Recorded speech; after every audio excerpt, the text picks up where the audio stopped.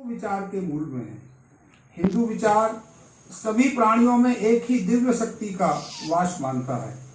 वसुधैव कुटुंबकम एवं सर्वत्र संभाव जैसे विचार यह दिखाते हैं कि यह कोई संकीर्ण समानता न होकर पूरे ब्रह्मांड में व्याप्त समानता है।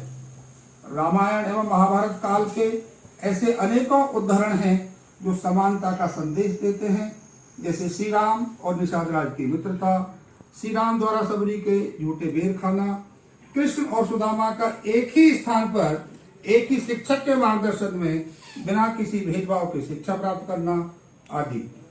अर्धनारीश्वर की अवधारणा वाला हिंदू विचार ही है जो स्त्री और पुरुष की एकता और परस्पर निर्भरता को मानता है, किसी को श्रेष्ठ या निम्न नहीं। समरसता मंत्र हिंदवै सोदरा सर्वे न हिंदू पतितो भवेत्, मम दीक्षा हिंदू रक्षा मम मंत्र समानता में भी यही समता मूलक भाव अंतर्निहित है कि सभी हिंदू भाई भाई हैं, कोई हिंदू पतित अथवा नीच नहीं हो सकता। मेरी दीक्षा हिंदू धर्म की रक्षा करना है और मेरा मंत्र समानता है। हिंदू विचार के मूल में निहित सामाजिक सद्भाव और समरसता के बावजूद हिंदू समाज जात, जनजात, प्रांत, दिव्यांगता, स्त्री पुरुष, क्षेत्र, भाषा, सामाजिक आर्थिक असमानताओं तथा राजनीतिक विभाजन का शिकार रहा है। राष्ट्र विरोधी तत्व शताब्दियों से हिंदुओं के मध्य जाति, क्षेत्र, भाषा आदि की आभासी दीवारें खड़ा कर हिंदू संस्कृति को नष्ट भ्रष्ट करने का षड्यंत्र करते रहे हैं। पिछले 100 वर्षों से राष्ट्रीय स्वयंसेवक संघ इन खतरों के प्रति समाज को जागरूक करने तथा कारकों को निष्प्रभावी करने का दैवीय कार्य कर रहा है। संघ के तृतीय सरसंघ चालक परम पूजनीय बाला साहब देवव्रत जी कहते थे कि यदि अस्पृश्यता पाप नहीं है तो दुनिया में कुछ भी पाप नहीं है। संघ विभिन्न वर्णों, उपजातियों, भौगोलिक क्षेत्रों आदि में बटे हिंदू समाज के अंदर हम सब एक हैं, एक भारत माता के पुत्र हिंदू हैं, सब समान हैं, कोई ऊंचा नहीं, यह भाव जागृत कर मनसा वाचा कर्मणा हिंदू पहचान वाला समाज बनाने के उद्यम में लगा हुआ है। वास्तव में सामाजिक भेदभाव न केवल अनैतिक है अपितु भारत की आध्यात्मिक और राष्ट्रीय उन्नति के रास्ते में एक बहुत बड़ी बाधा भी है। निसंदेह आज शहरों से लेकर गांव तक और गिरी कंदराओं से लेकर मैदानों तक फैले हुए हिंदू समाज के प्रत्येक व्यक्ति के प्रति जाति पात, गरीबी, अमीरी, साक्षर, निरक्षर, विद्वान, अज्ञानी आदि का विचार न करते हुए संपूर्ण हिंदू समाज को एकत्रित करने की आवश्यकता है। वास्तव में हमारी संवैधानिक व्यवस्थाओं, नीति नियंताओं एवं तकनीक का बढ़ते प्रयोग समाज को एकजुट करने में अहम भूमिका अदा कर रहा है। सौभाग्य का विषय है कि हिंदू समाज को विचार रूपी धागों से चिरकाल तक बांधे रखने के अनेकों प्रयास चल रहे हैं। इस विषय पर आज हमें अपने विद्वान पैनल का मार्गदर्शन प्राप्त होगा। अब मैं संसद टीवी के वरिष्ठ पत्रकार एवं एंकर श्रीमान रामवीर शेष जी से सत्र की कार्यवाही आगे बढ़ाने का विनम्र निवेदन करता हूँ। धन्यवाद। जब युधिष्ठिर का राज्याभिषेक हो रहा था और सब लोग उनको कुछ कुछ उपदेश घर के बड़े बता रहे थे कि आपको शासन कैसे चलाना है, तो गंगापुत्र भीष्म पितामह ने उनको समझाया कि भाई हमने एक ऐसे समय के बारे में भी सुना है जब न राज्यो न च राजा आसीत न दंडो न च दंडिकः धर्मेणैव प्रजा सर्वा रक्षन्ति स्मः परस्परम। जब न राज्य था, न राजा था, न दंड था, न दंड का विधान था, समाज के सब लोग अपने अपने कर्तव्यों की इतिश्री करते हुए दूसरे के अधिकारों में एनक्रोचमेंट न करते हुए जीवन को जी रहे थे सुगमता के साथ। तो अपने अपने धर्म यानी अपने अपने कर्तव्य का पालन करते हुए हमारे बड़ों ने धर्म को जितनी आसानी से और सुगमता से आत्मसात किया था उसे हम नहीं कर पाए, उसे हमने राजनीति का विषय बना दिया, कुछ कुछ और बनाया। मैं आज भी इस बात को लेकर संकल्पित हूं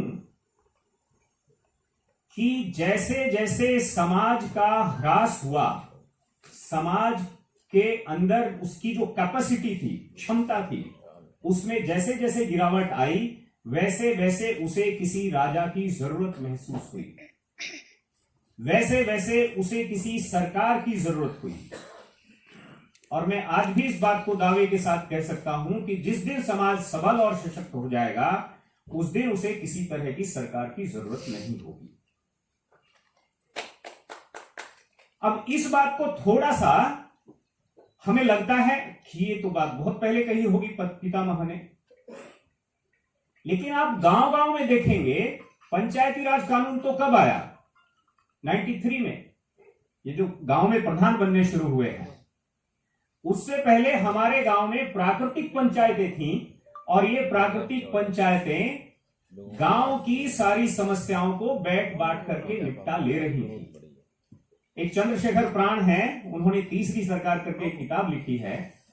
वो एक रिकॉर्ड में देते हैं कि दो लोगों के बीच में जब विवाद हुआ तो 10 दिन तक पंचायत बैठी रही, 10 दिन बाद समाधान निकला। आज भी आप अगर कुल्लू के ऊपर मलाना जाएंगे तो 2500 साल से वहां पर व्यवस्थाएं उनकी चल रही है, आज भी चल रही है। आज भी 40,000 गांव ऐसे हैं जहां पर सरपंचों के चुनाव नहीं होते हैं। वहां पर पूरा गांव कहता है कि नहीं भाई, इस आदमी को तय कर दो, ठीक है, हम सब लोग साथ में चलेंगे। आपके यहीं पर सोहना के पास में एक गांव में मैं गया तो वहां पर 5 कुटुंब हैं। 50 साल से विधान है कि वहां पर एक कुटुंब अपना एक आदमी तय कर देता है, अगले 5 वर्ष बाद जो है दूसरा कुटुंब तय कर देता है, बाकी 4 कुटुंब उसके साथ हो जाते हैं। और ये रस्म जब पूरी होती है तो वहां पर रिठौज नाम है गांव का, तो रिठौज के राजा करके मैंने एक कार्यक्रम बनाया उन पर। तो वहां पर वो लड्डू बेसन के जो है वो बना करके वो पूरे गांव में वितरित करते हैं।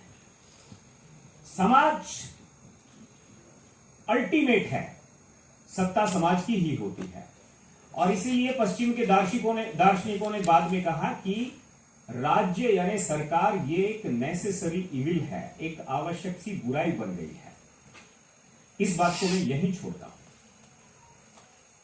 अब ये राज्य या सरकार की जरूरत क्यों पड़ी होगी? वो तब पड़ी होगी जब समाज में कहीं ना कहीं कुछ दिक्कतें आई। इसके सिम्टम्स, संकेत सबसे पहले महाराज मनु के समय में ही मिलते हैं, जहां उन्होंने मनुस्मृति में मत्स्य न्याय की बात की है। बड़ी मछली छोटी मछली को खाने वाली बात जहां आई है, जो दबंग है, मजबूत है, वो कमजोर को दबा ले रहा है, तो तब वहां पर समाज में जो है वहां पर एक न्याय की बात आई। और इसलिए शुरू में राज्य के लिए सिर्फ 2 ही काम तय किए गए, एक सुरक्षा और एक न्याय, या कुल मिलाकर कहिए तो दोनों काम एक ही हैं, वो अलग नहीं है। लेकिन इस समाज में इसका मतलब ये जो कमजोर को दबाना और मजबूत से दब जाना, ये जो आदमी के अंदर स्वभाव विकसित हुआ, ये क्यों विकसित हुआ और ये इसके कई कई डायमेंशंस हैं। वो तो एक डायमेंशंस की चर्चा करते हैं, बाद में वो जाति के आधार पर भी हुआ होगा, गिरिवासी, वनवासी, मैदानवासी, और कोई आर्थिक रूप से कमजोर है, कोई कैसे है, वो कैसे कैसे हुआ और कितनी तरह से हुआ, समाज को कुछ लोगों ने कितनी तरह से बांट और काट दिया गया होगा, इसका कोई अंदाजा नहीं है। और इसीलिए संघ में एक बात जब हम आए थे तो तब ये कहा जाता था, आमतौर पर भाषण जो होते थे उसमें ये बात आती ही थी कि इस समाज को जोड़ना जो है वो मेंढकों को तोलने के बराबर है। 4 को जोड़ोगे, 5वां लाओगे तो एक उनमें से कूदकर भाग जाएगा। लेकिन ये प्रयास भगीरथ प्रयास जैसा साबित हुआ है, आज ऐसा नहीं है। ये प्रयास इतना बड़ा साबित हुआ है, मताले जी इस पर ज्यादा प्रकाश डालेंगे, कि शायद कई बार मैं शायद अतिशोक्ति में ज्यादा ना कह जाऊं, आदि शंकराचार्य ने जो प्रयास किए उन प्रयासों के बावजूद भी ये कमी रह गई, और संस्कृति ने बाकी जो तरह से प्रयास होते रहे होंगे वहां से भी सॉल्यूशन नहीं निकल पाया। लेकिन संघ ने उन 4 मेंढकों को नहीं बल्कि उन्हें तौल कर भी दिखाया, एक साथ रहना भी सिखाया, एक साथ जीना भी सिखाया। वर्षों की यात्रा में अगर हम जब पीछे लौटते हैं, जब संघ का प्रारंभ हुआ तो जैसा रामवीर जी ने कहा कि हिंदुओं को संगठित करना और एक साथ चलना, यानी मेंढकों को तौलना, या ये कहा जाता था कि 4 हिंदू तब एक दिशा में चलेंगे जब 5वां कोई उनके कंधे पर एक अर्थी के रूप में होगा। ऐसी एक हिंदू यानी कभी संगठित हो ही नहीं सकता। और दूसरी बात, एक हिंदू ये जो एक श्रेष्ठता का नाम करना और लगने वाला असंभव कार्य, किंतु यही एक कार्य है जिसके द्वारा भारत के रूप में खड़ा हो सकता है। ये दिखने करने में, दिखने सोचने में भी, दिखने में भी और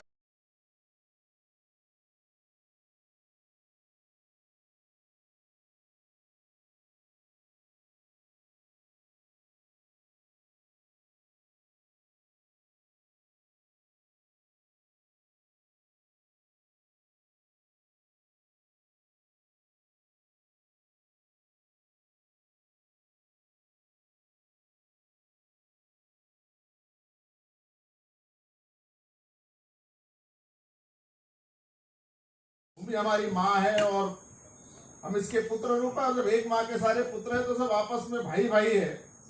इस बोध के आधार पर 15 वर्षों में देशव्यापी संगठन का एक स्वरूप, ठीक है, उस समय बहुत गांवों में नहीं था, किंतु एक बड़े बड़े केंद्रों तक, आज का जो अखंड माने जो उस समय का भारत, आज का लाहौर और कराची, ऐसे सब स्थानों पर हिंदू इस नाते एक स्थान पर एकत्र आ रहे हैं। इस मातृभूमि को के प्रति अगाध श्रद्धा रख के सारा समाज हमारा अपना है, इस भाव से खड़े हो रहे। इस आधार पर एक मॉडल खड़ा करके समाज के अंदर एक विश्वास संपादित कर दिया, और जब विश्वास संपादित हो जाता है तो धीरे धीरे समाज उस दिशा में आगे आता है। और फिर धीरे धीरे हम देखते हैं 100 वर्षों की यात्रा में आज एक हिंदू संघ, या भारत का नहीं, दुनिया, भारत के बाहर के भी लोग भारत का हिंदू संगठित हो गए, इस नाते चर्चा करते हैं। लेकिन मेरी एक जिज्ञासा है, प्रश्न नहीं है। ऋग्वेद के अंगिरा ऋषि ने 28वें सूक्त में कहा, माता भूमि पुत्रो अहम पृथ्वी, जिसका जिक्र आपने किया।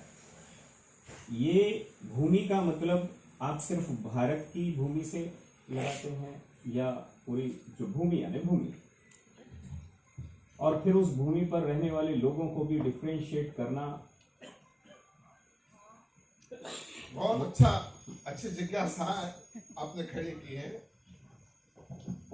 जब भारत का जो व्यक्ति जब सोचता है, तो वो जब सोचता है तो भारत का आदिकाल से ही सोचते रहा, वसुधैव कुटुंबकम का विचार ये भारत का विचार रहा है। और भारत के आदि हमारे पुरुष है, श्रेष्ठ पुरुषों ने कहा कि कृण्वन्तो विश्वमार्यम। उन्होंने ये नहीं कहा कि हम श्रेष्ठ बनेंगे, सिर्फ हम श्रेष्ठ बनेंगे और दुनिया को भी श्रेष्ठ बनाएंगे। और ये उस समय नहीं कहा, आज भी हमारा, चाहे जहां आज भी सड़क नहीं पहुंची होगी किसी गांव में, आज भी विद्यालय नहीं होगा, वहां पर भी कोई गांव के लोग, बुजुर्ग, युवा, महिला, पुरुष एकत्र होते हैं, कोई सामाजिक धार्मिक कार्यक्रम करते हैं, तो अंत में यही उद्घोष करते हैं कि मानव का कल्याण हो, विश्व का कल्याण हो, प्राणियों में सद्भावना हो। इस तरह का चिंतन भारत का है। तो भूमि का जब विचार किया तो उन्होंने स्वाभाविक रूप से संपूर्ण विश्व की भूमि का विचार किया। किंतु जब कोई काम शुरुआत करना होता है तो कोई ना कोई एक छोटे दायरे के अंदर, आज जहाँ हम जितने दायरे के अंदर काम कर रहे हैं, अगर उस दायरे को लेकर काम मतलब ये हमारी प्रयोग भूमि है। निश्चित रूप से दुनिया, भारत राष्ट्रीय स्वयंसेवक संघ के बारे में जो से जुड़ा हुई पूरी बात थी, आपने जो बात सामने रखी, तो भारत जब उसका बात करता है तो भारत जो हिंदू विचार रहा, इस देश का जो दृष्टिकोण रहा है, लक्ष्य रहा है, दिशा रही, उसी दृष्टि और उसी लक्ष्य के लिए ही काम कर रहा है। सर्वे भवन्तु सुखी की बात करते हैं तो कोई भारत के लोगों की नहीं, संपूर्ण जगत के अंदर रहने वाले और मानव नहीं तो पशु पक्षी कीट पतंग संपूर्ण चेतन में ही के कल्याण की बात करते हैं। बिल्कुल, मैं आपकी तरफ आऊंगा वापस। हमारे साथ कपूर साहब हैं। कह रहा हूँ कि मैं प्रश्न नहीं कर रहा हूँ, मैं बाकी सब लोगों की तरह जिज्ञासु ही हूँ।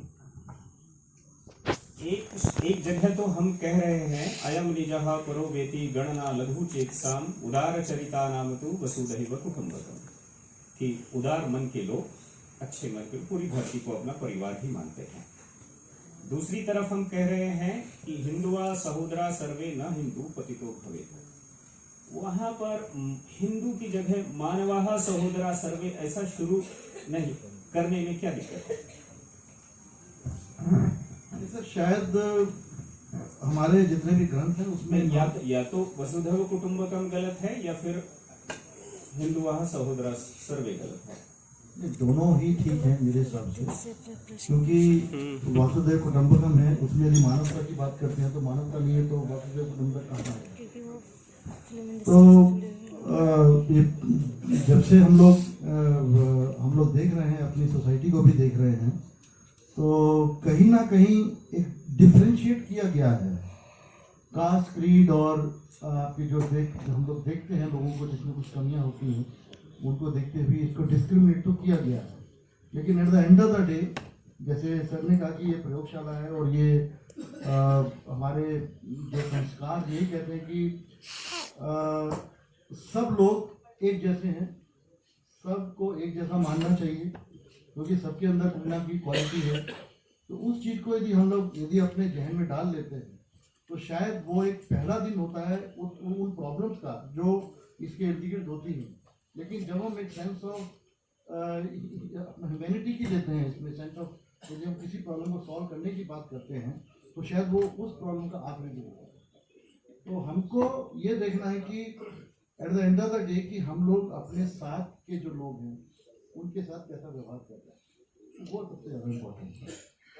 आपने कहा कि कर्णम तो विश्वमार्यम, ये हमने अपना टारगेट भी रखा था कि पूरी दुनिया को आर्य बनाना है, यानी श्रेष्ठ बनाना है।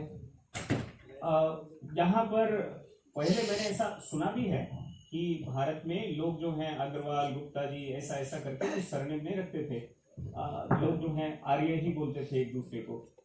ठीक है, तो हम तो स्वयं भी उस दिशा में नहीं बढ़े और दुनिया को बनाने की तो क्या बात थी।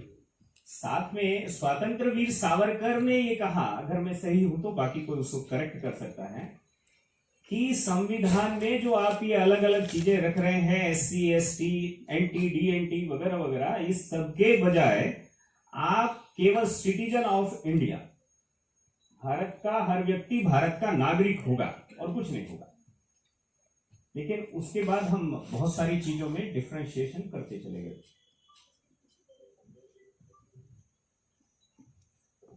और उसको करेक्ट करने की हमने कोई डिमांड भी नहीं की।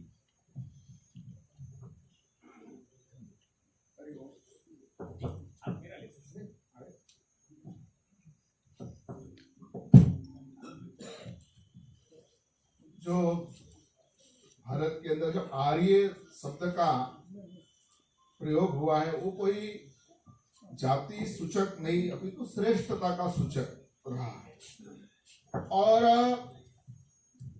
प्रारंभ में तो हमारे देश के अंदर कार्य के आधार पर ही सारी व्यवस्थाएं हुआ करती थी, किंतु काल के प्रवाह में जैसे व्यक्ति के जीवन में अनेक प्रकार के उतार चढ़ाव आते हैं, ऐसे ही समाज जीवन में, राष्ट्र जीवन में भी उतार चढ़ाव आते हैं। ये समय चढ़ाव का है कि उतार का? नहीं, तो ऑफ कोर्स चढ़ाव का है। अभी मैं बता रहा हूँ आगे। तो इस उतार चढ़ाव में एक कार्य के अनुसार जो व्यवस्था थी वो कब एक स्थायी जाति के रूप में परिवर्तित हो गई, उसके बारे में एक कोई बहुत स्पष्ट और निश्चित कालखंड और ये तो स्पष्ट नहीं है। से इस देश के अंदर पहले अपने शासन सत्ता चलाने के लिए अंग्रेजों ने और उसके बाद में राजनीतिक लोगों ने भी उस जाति को एक हथियार के रूप में उपयोग करके समाज को जो बांटने का काम किया, और जाति एक प्रकार से एक धीरे धीरे अपने समाज में समय के साथ जो भी उसके कारण रहे होंगे, प्राइड गर्व की बातें होती गई। और क्या ये सही नहीं है कि जातियों को इस देश में स्थापित करने का सबसे बड़ा काम अंग्रेजों ने ही किया और हम उस चीज को आज 78 साल बाद भी नहीं समझ पा रहे हैं? बिल्कुल आप जो कह रहे हैं सारी बातें जाति आज इस देश की वास्तविकता है, इसको आज कोई नकार नहीं सकता। किंतु एक लंबी लाइन खींच करके, लंबी रेखा खींच करके राष्ट्रीय स्वयंसेवक संघ के द्वारा एक प्रयास चल रहा है कि हम अपनी एक आंतरिक व्यवस्था के लिए, समाज के सुव्यवस्थित संचालन के लिए जाति व्यवस्था रहते हुए हम बाकी समाज के बारे में भी एक सकारात्मक सोचे।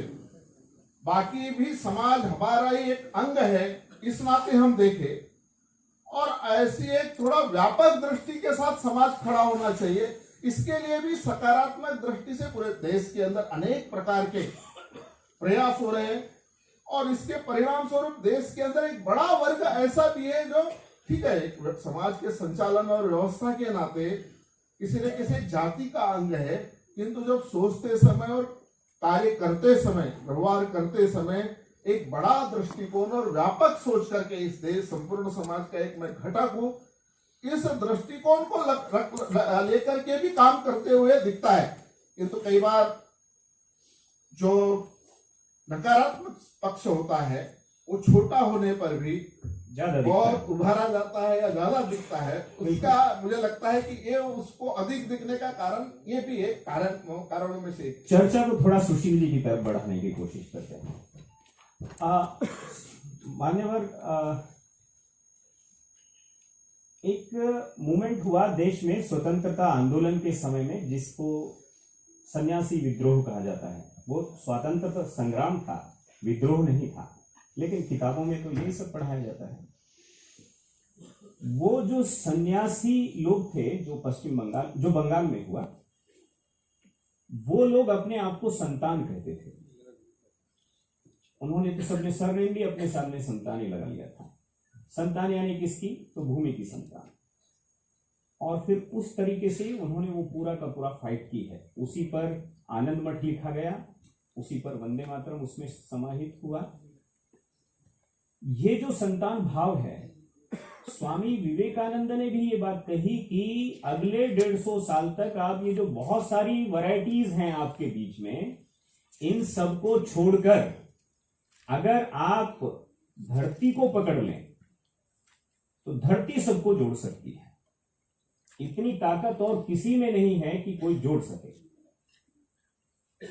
धरती से ममत्व रखना, प्रेम करना, जितना ये संघ में सिखाया जाता है, ये मैंने नहीं देखा कि ये कहीं और सिखाया जाता है। लेकिन क्या आपको लगता है कि इस दिशा में जो प्रवास और प्रयास हैं वो काफी हैं?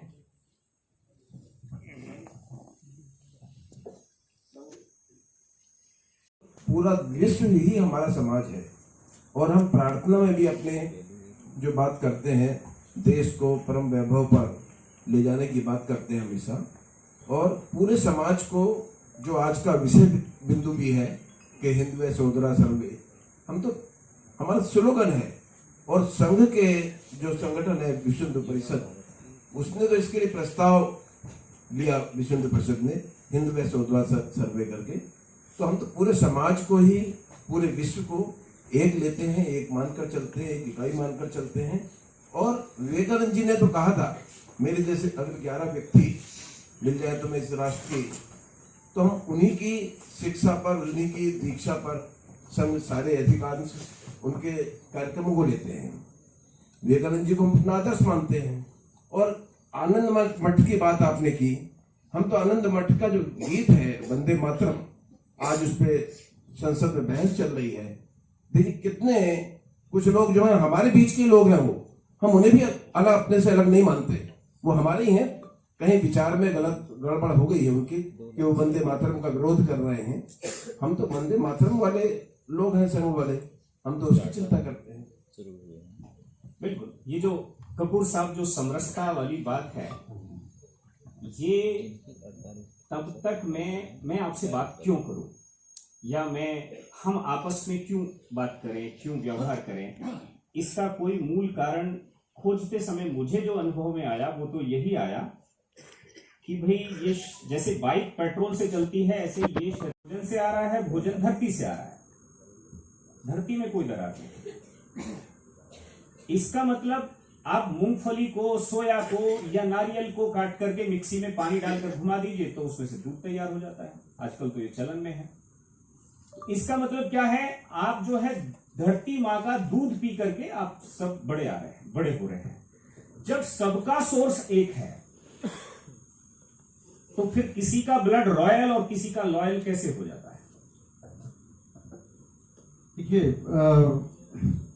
ऐसी चर्चाओं में मैंने बहुत कम भाग लिया है, लेकिन अभी जो मुझे समझ में आ रहा है, देखिए दो बातें होती हैं जो मेरे को समझ में आ रही है। एक तो आरएसएस संघ से जब मैं 5 साल का था तब से जुड़ा हूँ, और दूसरी तरफ जब हमने अपनी जो डिफरेंशिएशन है बिटवीन, हम लोग जाति की बात कर रहे हैं, हम हिंदू और अदर्स की जब बात करते हैं, तो वो कहीं ना कहीं एक काल ऐसा था कि जहाँ पर ये डिफरेंस जातियों में, हिंदू में भी कई जातियां हैं, उनमें भी डिफरेंस आपस में, उनके आपस में बैठ के ऊंच नीच उस समय भी था। और ये मुझे लगता है कि ये जब तक हमारी ऊपर से पॉलिसी स्कीम जब तक जैसी होती हैं, जैसा हमारे समाज में आती हैं, ऊपर मीन्स कि मेरा है पॉलिटिक्स, यानी कि ऊपर से जैसा आता है, जैसे उनके लोग होते हैं, वो जैसे वो लोग अपने अपने क्षेत्र में जाते हैं, वो जो बातें होती हैं उनको फैलाते हैं। ये अंतर बहुत जबरदस्त था, और हम लोग भी, हिंदू लोग भी बढ़ते जा रहे थे। लेकिन जहाँ तक मैं समझता हूँ कि 2014 के बाद की यदि मैं बात करूँ, तो तब से हमने ये देखा है कि वो जो बात हम लोग, यानी कि हम हिंदू हैं, हिंदू का मतलब ये नहीं है कि तुम ब्राह्मण, मैं क्षत्रिय, तुम सिख, तुम ईसाई, ये बात नहीं थी। हम लोग इसे शाखा में यही सिखाया कि सर्वधर्मा, सब बराबर है, वही हमको सिखाया जाता। बाकी में क्या समझते हैं वो उन पर डिपेंड करता है। वहाँ वो कि उनके दिमाग में हिंदू मुस्लिम ये सब चीजें जातिवाद का वो चलता रहा। लेकिन आज की तारीख में यदि 2 से हम लोग यदि आज पूरा हम लोग कर रहे हैं, इट मीन्स कि जो भी ऊपर से पॉलिसी स्कीम्स या जो भी एक विचारधारा हमारे देश में आ रही है, उससे ये जो गैप है बहुत बहुत फील हुआ है। तो ये जो गैप है, ये सिर्फ मैं लूंगा 2 मिनट और, क्योंकि ये चीज जब हमारा एक्सपीरियंस, मैं डिसेबिलिटी सेक्टर में जब काम कर रहा हूँ पिछले कई 30 साल से, तो वहां भी हमने देखा है, पहले डिसेबिलिटी को, डिसेबल लोगों को एकदम नकारा ही समझा जाता था। उनको सोसाइटी में होना या नहीं होना तो कोई वैल्यू नहीं थी। लेकिन जब एक सोसाइटी में इस तरह का कई ऐसे प्रोग्राम जब आते हैं, तो उसमें एक विकलांग को हम लोग कुछ देते हैं, या हम लोग इसमें जो हमारा सोशल जस्टिस की जो मिनिस्ट्री है, उसमें भी जो स्कीम्स आई है, वो स्कीम पर्टिकुलर एक धर्म के लिए या एक जाति के लिए नहीं है, वो है सबके लिए है। फायदा कौन कितना उठाता है, कैसे उठाता है, वो एक अलग इशू है। लेकिन जिस तरह से स्कीम्स को हमने बनाया है और जिस तरह से ये लोगों तक जा रही हैं, नीचे तक जा रही हैं, उसमें ये जो गैप है, तभी हमको सर वोट, मैं तो सिंपल बात करूँगा, वोट तभी मिल रही है कि जातिवाद के होते हुए भी कई लोग हमको वोट देके हमको इस स्थिति में, हमको उस हिंदू राष्ट्र की तरफ हम जा रहे हैं, तभी वो पॉसिबल हुआ। तो कहीं ना कहीं वो जो एक विचार है हमारा, अब मैं एग्जाम्पल दूं, पहले हमारे देश में विकलांगों को कुछ सहायता नहीं मिलती थी। अब ओलंपिक्स या एशियन गेम्स होते थे, उन्हीं लोगों को हम लोग तवज्जो दिया करते थे, जीत के आए। और आज की तारीख में पैरा ओलंपिक्स की टीम जब जीत के आती है, जब स्पेशल ओलंपिक्स की टीम जीत के आती है, हमारे प्रधानमंत्री अपने घर पे बुलाते हैं, और जो क्या होता है पूरी टीम, ये नहीं कि अवार्डीज जो होते हैं उन्हीं को बुलाया जाता है, तो उसमें अब जाति को भी देखें तो हर तरह के लोग हैं उसमें, तो वहाँ तो नहीं है, वहाँ तो उसमें हर तरह से हिंदू मुस्लिम सिख से हर तरह के वो लोग होते हैं। तो वहाँ से जब एक मैसेज जाता है डाउन दी लाइन, ग्राउंड जो लोग जमीन से जुड़े हैं, जो जमीन में काम कर रहे हैं, तो एक पॉजिटिव मैसेज आता है कि हम सब एक हैं। अभी ब्लाइंड क्रिकेट की टीम का था, हमको था कि शायद नहीं बुलाएंगे, लेकिन उनको बुलाया। और हर इंसान से यदि वो एक इंसान ऐसे बात कर रहा है कि जैसे हम उसमें और उसमें उनमें कोई फर्क नहीं है, मजाक कर रहे हैं, हंसी मजाक हो रहा है, तो ये जो मैसेज हमको आज की तारीख में ऊपर से मिल रहा है, मुझे लगता है कि ये एक बहुत ही पॉजिटिव साइन है। और हमारे देश में ऐसे विकलांगता की बात सामाजिक क्षेत्र में भी हमारे जो राष्ट्रपति, इस तरह के कई ओहदों पे हमारे प्रधानमंत्री, तो इससे ये एक मैसेज जरूर जाता है कि भाई ये जो आरएसएस बीजेपी से ऊपर की जो एक विचार, एक इंसान का विचार होता है, वो डाउन द लाइन कहीं ना कहीं जा रहा है। इसीलिए हम बिहार की बात करते हैं या और इलेक्शन पे मैं पॉलिटिकली थोड़ा आ जाता हूँ, लेकिन ये विचार है ना हमारा, ये विचार हमारा ऊपर से आया है। हमारे और आपके विचार, हम लोग कितने लोग ये आरएसएस भी हम लोग कितने सालों से ये प्रयास करते आ रहे हैं। तो ये प्रयास जो ऊपर से यानी कहां से? ऊपर से यानी कि हमारा जो स्वतंत्र है, हमारा हम गवर्नमेंट के मैसेज से यहाँ पर ये बातचीत कर रहे हैं कि हम समाज की कैपेसिटी में यहाँ बातचीत कर रहे हैं?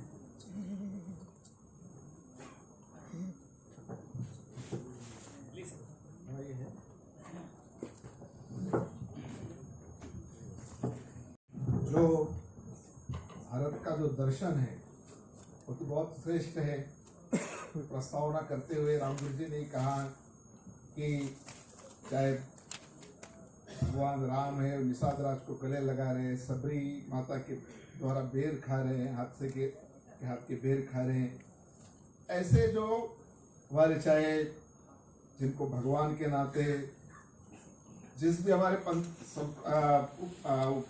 के उपासक होंगे, हमारे महापुरुष है, सारों के दर्शन और व्यवहार में बातें तो है, किंतु जो समाज के अंदर जो एक विषमता की विकृति आई है, और ये कुल मिलाकर के एक कानून के सहारे नहीं, ये कुल मिलाकर मनुष्य की एक मनोवृत्ति का विषय है। और मन को बदलना और एक होता है मत को बदलना।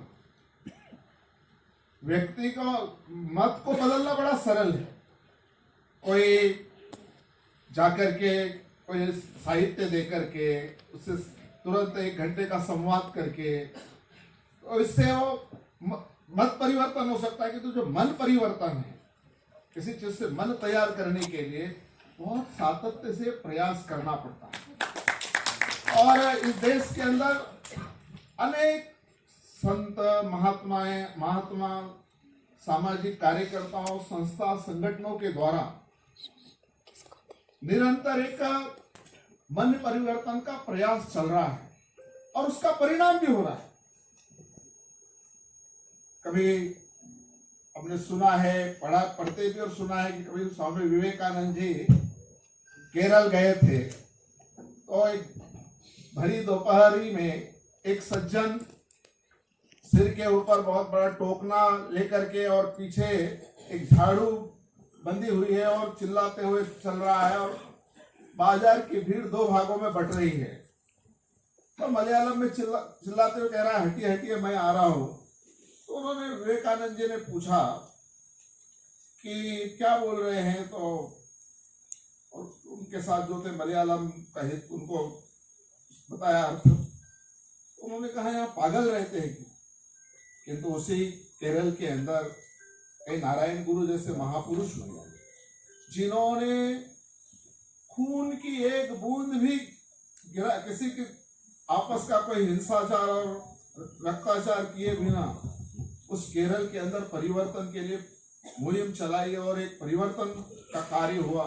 समाज के जो ऐसे वंचित और कमजोर वर्ग के लोग थे, उनके लिए शिक्षा की व्यवस्था, बालिका शिक्षा की व्यवस्था, उनके लिए मंदिरों की व्यवस्था, मंदिरों में पूजा की व्यवस्था, उनका समझ का स्तर ऊंचा उठे, रहन सहन का स्तर ऊंचा उठे, और एक परिवर्तन की प्रक्रिया ये सरकार के द्वारा नहीं हो सकती, सरकार उसमें सहायक हो सकती है, किंतु परिवर्तन की प्रक्रिया के लिए समाज को आगे बढ़ना पड़ता है। समाज की सहभागिता से परिवर्तन और स्थायी परिवर्तन है। बिल्कुल। लेकिन ये जो परिवर्तन है, क्या मैं थोड़ा स्पिरिचुअल ग्राउंड पर बात करने की कोशिश कर रहा हूँ। मैंने वो बात इधर भी शुरू की थी कपूर साहब के साथ। मैं थोड़ा सा इस बात को समझने की कोशिश करता हूँ, मानता भी हूँ कि हम सब इसी धरती माँ की संतान हैं। अब संतान में घर में भी कोई बालक जो है ज्ञानी हो सकता है, कोई अज्ञानी हो सकता है, कोई अपराधी भी हो सकता है, परंतु हम इस रियलिटी से तो भाग नहीं सकते कि हम हैं आपस में रक्त संबंधी ही, एक ही माँ के पुत्र हैं। इस बारे में जो 8 अरब लोग धरती पर हैं, क्या आप उन सबको धरती माँ की संतान के रूप में देख पाते हैं?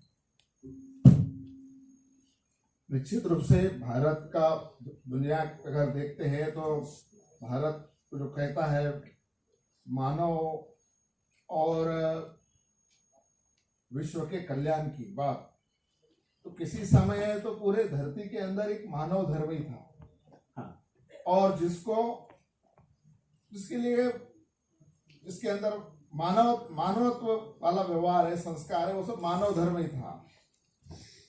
किंतु समय के साथ ऐसी कुछ परिस्थितियां आई और बाद के इस्लाम के लोग यहाँ आक्रांता के रूप में आए, और उसी समय एक जो हमारे देश के लोगों ने कभी सोचा भी नहीं था कि मनुष्य ऐसा व्यवहार भी करता है, बिल्कुल ऐसा व्यवहार होने लगा। उसी में से एक हिंदू इस नाते आइडेंटिटी, इस मानव धर्म को, यहाँ के लोगों को हिंदू इस नाते, और उसके अलग अलग प्रकार है। वो हिंदू कहाँ से शब्द आया, जरूर वेदकाल में तो नहीं था, किंतु बाद में यहाँ के लोग पर्शिया में जाते थे, वहाँ के पर्शियन लोगों ने सिंधु को हिंदू, और उसमें से हिंदू शब्द आया।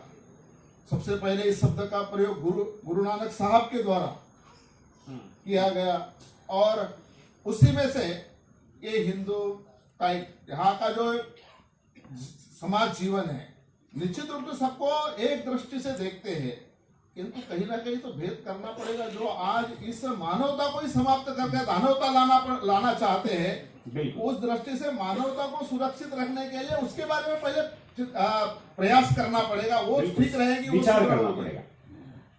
इस चर्चा को, इस जिज्ञासा को, ये मेरे तक सीमित न रहे, मेरी जिज्ञासा तो करीब करीब शांत हो गई है। मैं आपकी तरफ ये आपके पाले में गेंद फेंकता हूँ। सामाजिक विज्ञान का विद्यार्थी रहा, और जो भी अल्पज्ञान मुझे रहा, उसमें 2 उत्सुकताएं मुझे स्पष्ट नजर आती। एक तो यह है कि सामाजिक क्षेत्र में नवोत्थान, पूरा समाज सामाजिक समरस नहीं होगा तो नवोत्थान की जो अवधारणा है वो निष्पक्ष रूप से नहीं आ सकती। बिल्कुल। इसमें आरक्षण की बात मैं बीच में लाना चाहता हूं, क्योंकि बहुत तेजी से ये बात चल रही है।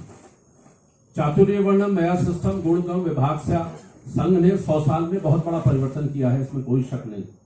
लेकिन जिसको अभी गवई साहब ने भी कहा था, सुप्रीम कोर्ट के कहा था कि जब तक इस आरक्षण तक हम रहेंगे तब तक इस समाज को हम पंगु बनाते रहेंगे। तो क्या सामाजिक समरस समाज करने के लिए नवोत्थान में सबसे बड़ी बाधा आरक्षण है वर्तमान में। दूसरा, जाति।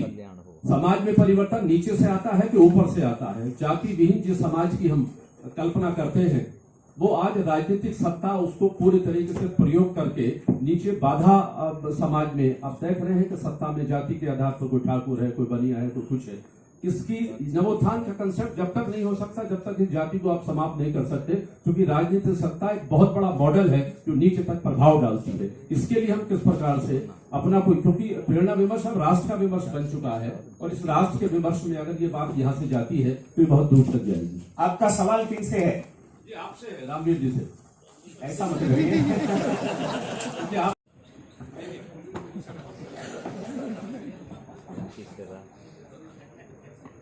हाँ, ठीक है। विशेष जी ने जो है, मैं खुद आपके उसमें था। देखिए, चीजों को बहुत नासमझी के साथ समाप्त नहीं करना चाहिए। जो चीजें हमारे यहाँ पर हैं वो व्यवस्थाएं अभूतपूर्व हैं। वर्ण अगर कर्म से है तो वो श्रेष्ठ है, उससे अच्छा कुछ नहीं हो सकता। अगर वर्ण जन्मना है तो उससे बुरा कुछ नहीं हो सकता। अब ब्राह्मणों ने हजारों साल पहले रिजर्वेशन ले लिया कि मेरा बेटा ब्राह्मण होगा। That was reservation. अगर कभी से भी शुरू हुआ, आई कांट से कि वो शुरू कब से हुआ, परंतु अगर ब्राह्मण का बेटा ब्राह्मण ही हुआ तो वो रिजर्वेशन था। और इसलिए वेद के अंदर एक नौजवान ये बोलता है कि मैं चारण हूं, मेरा पिता वैद्य है और मां आटा पीसती है, किसी के घर जाकर मजदूरी करती है, सेवा करती है, सेवक है। तो एक ही घर में कई वर्ण हो सकते हैं। जैसे मेरा इस प्रस्ताव है, सुझाव भी है कि ठीक है, अभी लोगों को चिढ़ होती है शूद्र शब्द से, लेकिन ये जरूरी नहीं कि भविष्य में भी चिढ़ हो। ठीक है, कई बार कुछ शब्द जो हैं वो समाज अगर अपने आप को जो है अपने महापुरुष से या किसी से गौरवान्वित होने लगे तो वो उसको आगे भी बढ़ा लेता है। आप पंजाब में जाइए, कुछ लड़के लोग जो हैं बाइक पर लिखते हुए मैंने देखा, उन्होंने लिख रखा है द ग्रेट चमार। क्या करिएगा उनका? अब क्यों ना कहें संत रैदास जैसा महापुरुष उनके वहां हुआ, क्यों ना कहें वो, अगर द ग्रेट वाल्मीकि कहें, महर्षि वाल्मीकि उनके, ठीक है, उनको वो चिपकाए हुए हैं, उनके गौरव हैं, जो भी कहे, कहां नहीं है गौरव। तो ये एक अलग बात है। मैं आपकी बात का जवाब थोड़ा सा जो दे सकता हूं वो कहने की कोशिश करता हूं। मेरा प्रस्ताव यह है, आज अंग्रेजी में बहुत सारी चीजें होती हैं, हर आदमी को अपना वर्ण चयन करने की छूट दीजिए। 25 साल के बाद आपकी पढ़ाई लिखाई हो गई, आपने जिस पेशे को अडॉप्ट किया उसके अकॉर्डिंग आप अपनी क्लास लिख दीजिए। आप पढ़ाते हैं तो आप स्कॉलर के खाने में लिख दीजिए, अपना टिक लगा दीजिए। आप सेना में चले गए हैं तो आप मार्शल के कोने में अपना टिक लगा दीजिए। आप किसान बन गए हैं, आप व्यापारी बन गए हैं तो आप वहां बिजनेस के कॉलम में आप लगा दीजिए। और आप कहीं सर्विस करते हैं तो आप सर्विस के कॉलम में अपना टिक लगा दीजिए। 5वां क्या होगा? मेरे जैसा आदमी जो है वो सर्विस ही करता है, शूद्र ही है उस हिसाब से, ठीक है, तो मैं वहां टिक लगा दूंगा। तो मेरा ये कहना है कि हमें अपनी जो चीजें थी उनको, एरर जो आया है उसको हमें करेक्ट करना है। और कुछ भी नहीं है, सरल भी है। एक तो ये बात हो गई कि हमने अपने वर्ण को शुद्ध करना चाहिए। हमारा वर्ण अशुद्ध हो गया है। एक बात, जहां तक जाति की बात है तो ये राजनीतिक है पूरी तरह से, और इसका ये बहुत ही गजब की चीज है। ठीक है, वर्ण जो अलग अलग वर्ण अलग चीज है, जाति अलग चीज है। जाति का मतलब जानने से है, हुनर से है, स्किल से है। वो बढ़ई है, वो चर्मकार है, वो कुंभकार है, वो जुलाहा है, वो धुना है, वो अलग अलग तरह के जो उसके प्रोफेशन है, उनसे उसकी जाति आइडेंटिफाई होती है। अब आपने इस जाति को एसटी में कुछ कटे, अब देखिए ये जुमा 4 दिन पहले एससी, एसटी, ओबीसी है ना, और जनरल, ये अभी बना है, ये हजारों साल से नहीं आया है। और हमने, ये क्या होता है कि 20 साल में आदमी, बच्चा बड़ा होता है, समझने लगता है कि हम तो बस सनातन रूप से एससी रहे होंगे, हम ओबीसी रहे होंगे, हम जनरल थे। ठीक है, तो हमारी स्मृति ये बहुत छोटी होती है, और इसीलिए हमारे यहां स्मृति लिखने की एक परंपरा रही है, क्योंकि ये छोटी नहीं है। ये हमारी स्मृति का सूत्र वेदों तक चला जाता है। याज्ञवल्क्य अपनी स्मृति लिखते हैं, गार्गी अपनी स्मृति लिखती हैं, अपाला अपनी स्मृति लिखती हैं, और ये स्मृतियों का नारद स्मृति, ये सब चला जाता है। इसलिए हम सही है पूरी तरह, लेकिन हम हीन भावना से ग्रसित हैं। इसको निकाल लेंगे तो ठीक हो जाएगा। धन्यवाद। अगली जिज्ञासा ले सकते हैं। ये प्रश्न रणवीर जी आपकी ही एक कोई भी कार्य ये छोटा नहीं है, किंतु समय के साथ कि तो जो एक ये सब उससे दूर जाने के पीछे का जो एक कारण भी है, जो आज छोटे छोटे जो बिना पूंजी के और श्रम के आधार पर करने वाले जो कार्य है, उससे जो बड़ा इस देश का बड़ा वर्ग है वो अपने परंपरागत कामों से अलग हटता जा रहा है। इसके पीछे एक और उस तरफ यदि हम पूरा उसका सिस्टम देखते हैं तो फंडिंग एक बहुत बड़ी चीज़ आ जाती है। जो फंडिंग कहाँ से आती थी, कैसे आती थी, वो आप सबको मालूम है। लेकिन कई बार इस तरह के मुद्दों को उठाने के लिए आज की तारीख में काफ़ी चेंज आ चुका है, बहुत चेंज आ चुका है। अब उस तरह की फिल्में नहीं बनती हैं जिस तरह की आप फिल्मों का बात कर रहे हैं। लेकिन कई बार ऐसा हुआ भी है कि अपनी जो डायरेक्टर है अपनी कन्वीनियंट के हिसाब से फिल्म में कोई ना कोई करेक्टर्स या कोई ना कोई इस तरह की स्टोरी पंच लाइन ऐसा डाल देता था कि जिससे कि उसकी फिल्म बहुत चले। लेकिन जो आप बात कर रहे हैं उसमें था, लेकिन अभी काफ़ी चेंज आ रहा है, बहुत चेंज आ चुका है, क्योंकि जो फंडिंग का जो फ्लो होता है पैटर्न भी बदला है, बहुत चेंज हो चुका है। और अभी तो मैं ये कहूँगा कि अभी ऐसी ऐसी फिल्में हम लोगों के पास आ रही हैं जो कि मेन स्ट्रीम में नहीं आती हैं, क्योंकि मैं एक फिल्म फेस्टिवल करता हूँ जिसमें कि मेन स्ट्रीम की फिल्में कम आती हैं, लेकिन जो दूसरी फिल्में आती हैं उसमें जब हम अपने हमारे जो सोसाइटी के अलग अलग जो इश्यूज हैं, इवन मैंने ये देखा कि एक जाति के लोग भी दूसरी जाति के लोगों के बारे में फिल्में कैसे बनाते हैं, और ऐसे हैं उनको फंडिंग की दिक्कत होती थी, लेकिन अब उनको दिक्कत नहीं होती थी। हमारे एक फ्रेंड हैं अनवर जमाल, फिल्में बनाई हैं अधिकतर, वो फिल्मों के यदि आप देखें तो आपको लगेगा कि नहीं ये जो हम लोग, लेकिन बॉलीवुड में सर ये है, बॉलीवुड में बहुत चला है, अब जाके कहीं ना कहीं ब्रेक लगी है। और इसमें कॉर्पोरेट जब से आया है, कॉर्पोरेट ने बहुत बड़ा रोल अदा किया है कहीं ना कहीं। अभी भी जो फिल्में बन रही हैं उसमें कॉर्पोरेट्स ने फिल्में बनाई हैं, उसमें एक जो हमारी सोसाइटी के डिफरेंट इश्यूज हैं, और वो फिल्में कैंस में भी जाती हैं। अभी जो कैंस में फिल्म गई है हमने आज तक नहीं देखी, लेकिन यदि उन लोगों की फिल्में जाती थी तो हल्ला मच जाता था। उससे चेंज बहुत आया है और उम्मीद है कि चेंज आएगा। और बहुत बहुत शुक्रिया आपका।